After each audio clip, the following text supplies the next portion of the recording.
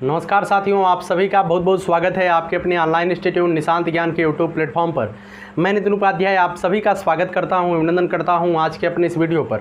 मित्रों, अगर माइक में जो है कुछ भी सनसनाहट की आवाज़ जा रही है तो उसे इग्नोर करिएगा, क्योंकि गर्मी इतनी ज़्यादा है कि बिना पंखे के या बिना कूलर के जो है यहाँ पे वीडियो बनाना असंभव है। हम जिस जगह पे वीडियो शूट करते हैं ना, तो चीज़ें चल रही हैं तो उसका आवाज़ जा सकता है, उसे मैनेज करिएगा।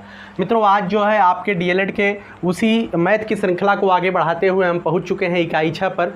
मित्रों, आप लोगों के विशेष मांग पर आपने कहा कि आप जो है पूरे के पूरे गणित विषय को समाप्त कर दीजिए, तो मैं पूरा प्रयास करूंगा आपका एक एक यूनिट जो है मैं पढ़ा दूं। निश्चित रूप से मैं बताऊं तो जितनी चीज़ें मैं पढ़ा रहा हूं ये सभी चीज़ें बेसिक होती हैं, और अगर बेसिक चीज़ें आपको आती हैं तो निश्चित रूप से आपके लिए यह वीडियो नहीं है। आपको बिल्कुल भी नहीं आता है तो ही यह वीडियो देखिएगा। मैं कदापि यह नहीं सोच रखता हूं कि हमारे माध्यम से किसी का भी अमूल्य समय बर्बाद हो। आपका अमूल्य समय बर्बाद नहीं होना चाहिए। आपको आती है तो आप अपना समय जो हमारे वीडियो पर खर्चा करेंगे वो किसी और जगह अन्यत्र खर्चा कीजिए, जिससे आपका भविष्य जो है उज्जवल बन पाए, है ना। तो चलिए इस वीडियो को शुरुआत करते हैं। मित्रों, इकाई 6 में जो है हम सर्वसंख्या और समीकरण के बारे में जानेंगे। इकाई 6 में महज यही लिखा गया है। कक्षा 7 की किताब आप उठा करके देखेंगे तो पूरा का पूरा चैप्टर एक यही है, सर्वसंख्या और समीकरण। आपको सर्वसंख्या और समीकरण में अंतर ढूंढना है, और सर्वसंख्या और समीकरण को थोड़ी सी बेसिक चीज़ें पता होनी चाहिए। वही बेसिक चीज़ें मैं आपके सामने डिस्कस करने वाला हूं, और दो चीज़ें अपनी तरफ से मैं पढ़ाऊंगा, योगात्मक तत्समक अवयव और गुणात्मक तत्समक अवयव क्या होता है उसके बारे में जरूर बताऊंगा। ठीक है, तो सबसे पहले हम समीकरण और सर्वसंख्या को बताने से पहले इन चीज़ों को बता देता हूं, क्योंकि जब मैं गुणात्मक प्रतिलोम और योगात्मक प्रतिलोम पढ़ा रहा था उस समय मैंने जो है ये चीज़ें नहीं पढ़ाया था आपको। तो मैं आज आपको ये चीज़ें पढ़ाने वाला हूं कि गुणात्मक तत्समक अवयव और योगात्मक तत्समक अवयव किसे कहते हैं। मित्रों, सबसे पहले बात करते हैं योगात्मक तत्समक अवयव के बारे में। मित्रों, योगात्मक तत्समक अवयव का मतलब वह होता है ऐसी संख्या जिसे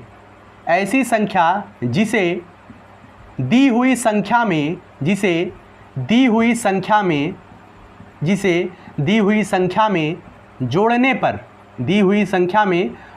पर उस संख्या पर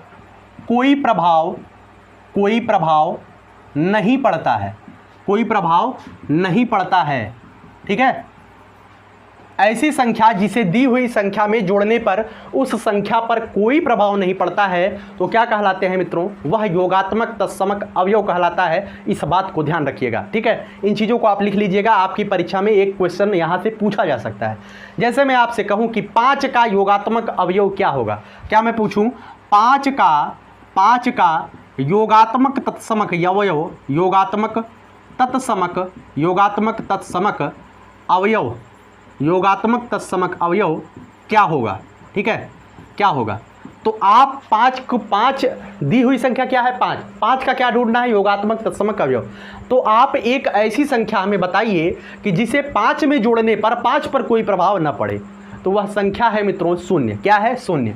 अर्थात 5 धन शून्य बराबर क्या हो जाएगा? 5 ही होगा। अर्थात शून्य एक ऐसी संख्या है जिसे किसी भी संख्या में जोड़ने पर उस संख्या के मान में कोई इफेक्ट नहीं पड़ता है। अर्थात हम ये भी कह सकते हैं कि किसी भी संख्या का योगात्मक तत्समक अवयव हमेशा क्या होता है? हमेशा और हमेशा शून्य होता है। भाई, किसी भी संख्या में आप कोई भी संख्या जोड़ देंगे तो उस पर कोई प्रभाव पड़ जाएगा शून्य के अलावा।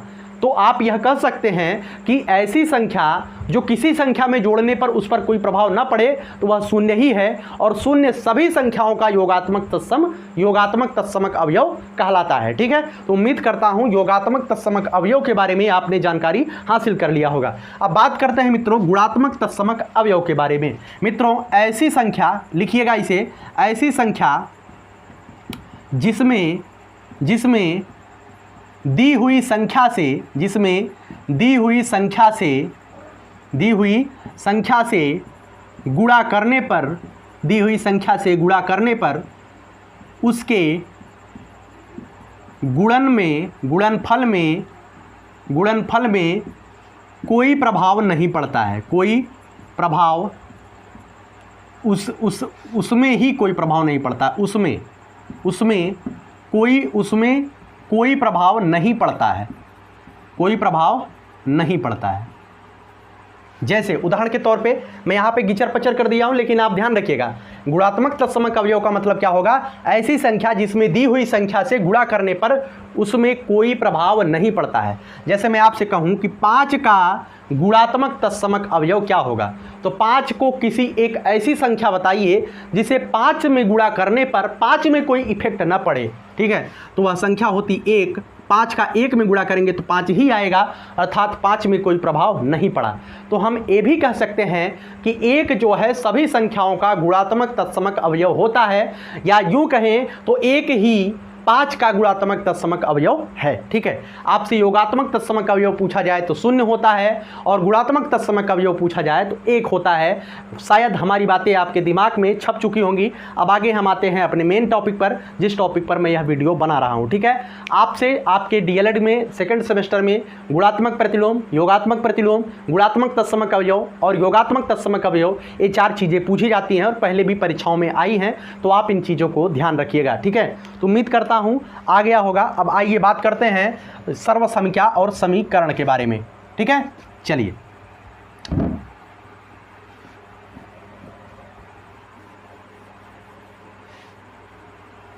हाँ, चलिए बात करते हैं समीकरण और सर्वसंख्या के बारे में। तो सबसे पहले मैं बात करता हूं समीकरण के बारे में। मित्रों, समीकरण क्या होता है? आपसे कभी भी किसी भी परीक्षा में यह नहीं पूछा जाता है कि आप समीकरण को परिभाषित करिए। यह कभी भी नहीं पूछा जाता है कि समीकरण को आप परिभाषित करिए। लेकिन अगर आप परिभाषा लिखना चाहते हैं तो मैं आपको परिभाषा बता देता हूं, आप लिख लीजिएगा, लेकिन समझना ज़्यादा जरूरी होगा, ठीक है। तो समीकरण मित्रों वह होता है, समीकरण वह होता है जिस परिभाषा प्रतीकों के माध्यम से व्यक्त किया गया, लिख लीजिएगा आप सभी लोग, प्रतीकों के माध्यम से व्यक्त किया गया, प्रतीकों के माध्यम से व्यक्त किया गया गणितीय कथन जो 2 व्यंजकों या बहुपदों को समान बताता है या उनमें समानता दर्शाता है, क्या कहलाता है? समीकरण कहलाता है, ठीक है। उदाहरण के तौर पे मैं आपसे बताऊं, जैसे लिखा गया है 2x धन 3 बराबर 4x धन 5। क्या लिखा गया है? 2x धन 3 बराबर 4x धन 5। तो इसमें क्या है, इसमें प्रतीकों के माध्यम से यह क्या है, यह भी एक व्यंजक है और यह भी एक व्यंजक है। इन दोनों को जो है प्रतीकों के माध्यम से बराबर बताने का प्रयास किया गया है। यह क्या है? समीकरण है, ठीक है। तो समीकरणों को कैसे हल किया जाता है आप सभी लोग जरूर जानते होंगे। जैसे मैंने एक चर वाले रैखिक समीकरण को आपको हल करना बताया है। जैसे x धन 1 बराबर 4 होता है तो x बराबर क्या होता है? 4 माइनस 1 बराबर 3। तो x का मान क्या आ गया? 3 आ गया। तो समीकरण में क्या होता है, समीकरण में 2 व्यंजक तो बराबर रख दिए जाते हैं, लेकिन जब हम समीकरण को हल करते हैं तो समीकरण का कोई एक विशेष मान आता है, समीकरण के किसी चर का कोई एक विशेष मान आता है जिससे वह समीकरण दायां और बायां पक्ष दोनों संतुष्ट होता है, ठीक है। तो चलिए अभी आप समझ जाएंगे। अब बात करते हैं मित्रों सर्वसंख्या के बारे में। यहाँ पर एक बेसिक सी बात जो आपकी परीक्षा में पूछा जाता है, जो सभी समीकरण होते हैं, जो सभी सर्वसंख्या समीकरण जरूर होते हैं, समीकरण जरूर होते हैं, लेकिन सभी समीकरण सर्वसंख्या हों, सभी समीकरण सर्वसंख्या हो, यह जरूरी नहीं है, यह जरूरी नहीं है। समझने का प्रयास करिएगा। सभी सर्वसंख्या समीकरण जरूर होता है। जितनी भी सर्वसंख्या आपको देखने को मिलेगा, सर्वसंख्या का मतलब क्या होता है मित्रों? सर्वसंख्या वह होता है, आप परिभाषा लिखना चाहते तो लिख लीजिएगा, जिसमें जिस चर का मान आपको निकालना हो या कोई भी उसमें चर राशि दिया गया हो, उस चर राशि का हम कोई भी मान अपनी तरफ से मान लें तो दायां और बायां पक्ष उस मान से संतुष्ट हो जाता है, उसे ही कहते हैं सर्वसंख्या। लेकिन समीकरण में यह नहीं होता है। समीकरण में एक विशेष मान होता है जिससे दायां और बायां पक्ष संतुष्ट होता है, और सर्वसंख्या में कोई भी मान इस धारा पर आपके दिमाग में चल रही हो, आप उसे जो है चर राशि के स्थान पर रख देंगे तो वह जो है समीकरण के दायां और बायां पक्ष दोनों को बराबर कर देगा, तो वही समीकरण सर्वसंख्या का काम करने लगेगा, ठीक है। जैसे मैं आपसे कहूँ x ब्रैकेट में 2x धन 3 बराबर 2x स्क्वायर धन 3x। सबसे पहले मैं आपसे कहूँ, आप बताइए यह समीकरण है या नहीं है। तो सबसे पहली नज़र में आप बताएंगे कि भैया यह समीकरण है। क्यों? क्योंकि समीकरण तो दो व्यंजकों को बराबर करता है या समानता दर्शाता है, तो समीकरण है। लेकिन इसमें हमें समीकरण नहीं देखना, इसमें हमें बताना है बेटा बताइए कि क्या यह सर्वसंख्या है। तो सर्वसंख्या बताने के लिए हम क्या करेंगे, दाएं पक्ष और बाएं पक्ष में यक्स का कोई भी मान रख लेते हैं। हम यक्स बराबर 1 रखते हैं। क्या रखते हैं? 1 रखते हैं। तो यक्स बराबर जब 1 LHS में आप रखेंगे, लेफ्ट हैंड साइड है, राइट हैंड साइड है, यहाँ पर यक्स बराबर 1 रख लीजिए। 2 × 1 धन 3, ठीक है। 1 ब्रैकेट में 2 1 के 2 धन 3, 3 2 5, 5 1 के 5। LHS का मान 5 आ गया। अब RHS में आप यक्स बराबर 1 रख दीजिए। RHS में यक्स बराबर 1, 2 × 1 का वर्ग धन 3 × 1। यक्स की जगह पर 1 रखना है, तो मतलब गुणा करेंगे। 3x का मतलब 3 × यक्स, यक्स की जगह पर 1 रखना है।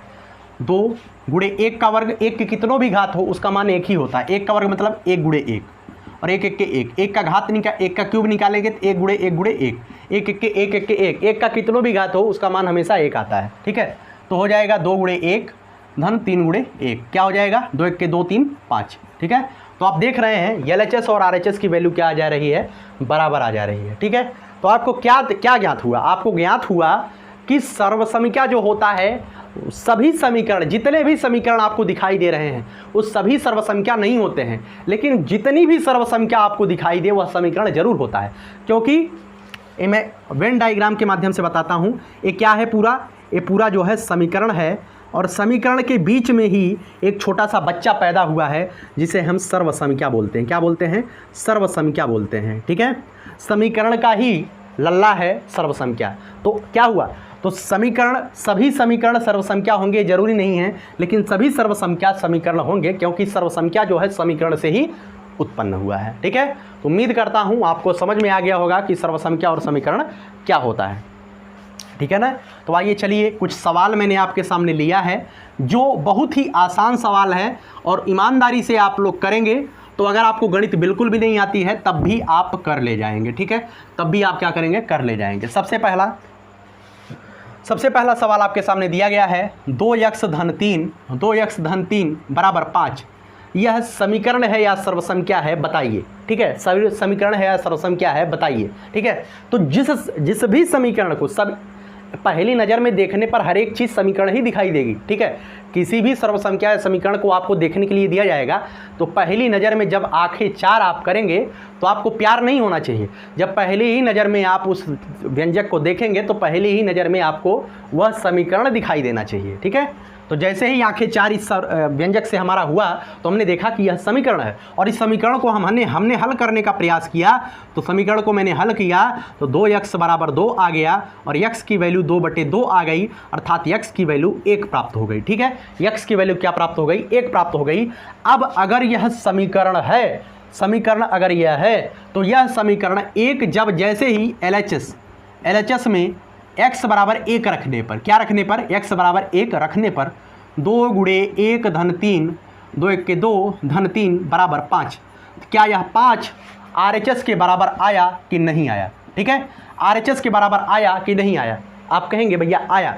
जब LHS और RHS दोनों बराबर आ गए तो यह समीकरण तो है, लेकिन आप तो कहेंगे भाई सर्वसंख्या में भी यही होता है, LHS और RHS बराबर होता है। जी बिल्कुल होता है, लेकिन समीकरण और सर्वसंख्या में डिफरेंस तो यही है कि इसमें यक्स का एक निश्चित मान ज्ञात होता है। यक्स का एक निश्चित मान एक ही है, जिसे हम इस LHS में रखेंगे तो RHS के बराबर होगा।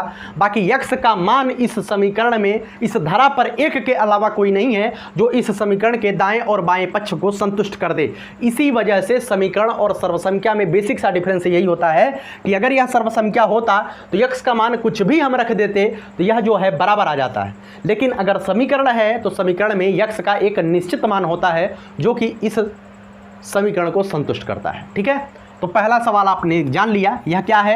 समीकरण है। क्या है? समीकरण है। ठीक है, चलिए दूसरा सवाल देखिए। 2 ब्रैकेट में यक्स धन 1 बराबर 2 यक्स धन 2। ठीक है, 2 यक्स धन 2। यक्स बराबर, यहाँ पे देखिए जब भी एक बेसिक सा डिफरेंस आप देखिएगा, जब भी जो है दोनों तरफ यक्स वगैरह दिया रहे ना, दोनों तरफ जो इस तरफ वेरिएबल दिया हुआ है वही उस तरफ वेरिएबल दिया रहे, तो बेसिक सा आप दिमाग लगाइएगा कि उसे जो है आप सर्वसंख्या की तरफ से हल करिएगा, अर्थात यक्स का कोई एक वैल्यू अपनी तरफ से मानिएगा। ठीक है, यक्स के वैल्यू यक्स बराबर मैं 2 रख के दिखा देता हूँ। यक्स बराबर 2 रखने पर रख दीजिए 2 ब्रैकेट में 2 धन 1, LHS में 2 गुणे 3 बराबर 3 दूनी 6। ठीक है, यहाँ पर RHS में यक्स बराबर 2 रख दीजिए 2 गुणे 2 धन 2, 2 दूनी 4 दूनी 4 2 6। ठीक है, LHS बराबर RHS। ठीक है, आप जब परीक्षा में हल करिएगा इस सवाल को, ध्यान से सुनिएगा, मैंने 2 रखा, आप जब परीक्षा में हल करिएगा इस सवाल को, यक्स बराबर 2 रखने पर LHS बराबर RHS आया। अब आप अगर परीक्षा में हल कर रहे हैं तो एक बार यक्स बराबर 1 रखने पर, यक्स बराबर 1 रखने पर परीक्षा में इसी तरीके सवालों को हल करना है। 2 ब्रैकेट में 1 धन 1, 2 गुणे 2 बराबर 4, RHS इसी तरीके से करिएगा 2 यक्स धन 2, 2 गुणे 1 धन 2, 2 1 के 2 धन 2 बराबर 4। ठीक है, आप लिखिएगा LHS बराबर RHS। क्या लिखेंगे? LHS बराबर RHS।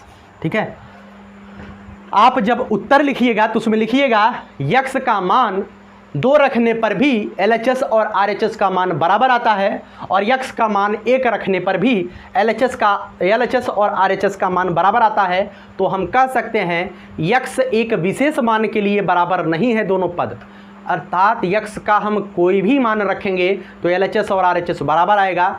अतः हम कह सकते हैं कि यह एक समीकरण नहीं है, यह एक सर्वसंख्या है। ठीक है, तो उम्मीद करता हूं आप समझ गए होंगे, कुछ इसमें समझाने की आवश्यकता नहीं है। जितने भी सवाल हमने लिखे हैं इन सवालों को आपको लगाना है। अब हम इस सवालों को लगा करके दिखाएंगे नहीं, इस सवाल को आप बताइएगा क्या है, समीकरण है या सर्वसंख्या है। ठीक है, इस सवाल को आप लगाइएगा, इस सवाल को आपको लगाना है समीकरण है या सर्वसंख्या है। ठीक है, इन सवाल को आपको लगाना है यह समीकरण है या सर्वसंख्या है। ठीक है, इन सवाल को आपको लगाना है समीकरण है या सर्वसंख्या है। ठीक है, इस सवाल को आपको लगाना है समीकरण है या सर्वसंख्या है।